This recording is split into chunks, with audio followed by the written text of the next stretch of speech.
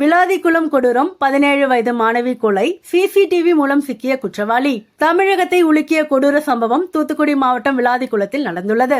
17 வயது மாணவி ஒருவர் பாலியல் வன்கொடுமை செய்யப்பட்டு கொலை செய்யப்பட்ட சம்பவம் பொதுமக்களிடையே கடும் அதிர்ச்சியை ஏற்படுத்தியுள்ளது.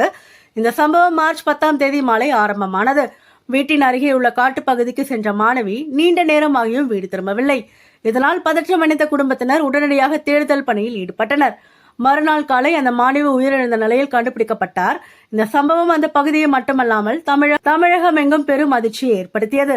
சம்பவத்திற்கு பிறகு போலீசார் வழக்கு பதிவு செய்து தீவிர விசாரணை மேற்கொண்டனர். குற்றவாளியை பிடிக்க 10 தனிப்படைகள் அமைக்கப்பட்டு தேடுதல் நடவடிக்கைகள் தீவிரப்படுத்தப்பட்டன. விசாரணையில் முக்கிய திருப்பமாக அமைந்தது சிசிடிவி காட்சிகள். சம்பவ இடம் அருகே பதிவான இருசக்கர வாகனத்தின் பதிவு எண்ணை வைத்து போலீசார் சந்தேக நபரை அடையாளம் கண்டனர். இதன் அடிப்படையில் தர்ம முனீஸ்வரன் என்பவரை போலீசார் கைது செய்துள்ளனர். அவர் மீது ஏற்கனவே பல வழக்குகள் உள்ளதாகவும் தகவல்கள் வெளியாகியுள்ளது. இந்த சம்பவத்திற்கு நீதி கோரி மாணவியின் குடும்பத்தினர் தொடர்ந்து போராட்டத்தில் ஈடுபட்டு வருகின்றனர். குற்றவாளி கைது செய்யப்பட்டால் மட்டுமே உடலை பெற்றுக் கொள்வோம் என்ற உறுதியுடன் அவர்கள் போராடி வருகின்றனர். இதற்கிடையில் கனிமொழி அவர்கள் குடும்பத்தினரை சந்திக்க சென்றபோது உறவினர்கள் அவரை முற்றுகையிட்ட சம்பவம் மேலும் பரபரப்பை ஏற்படுத்தியது.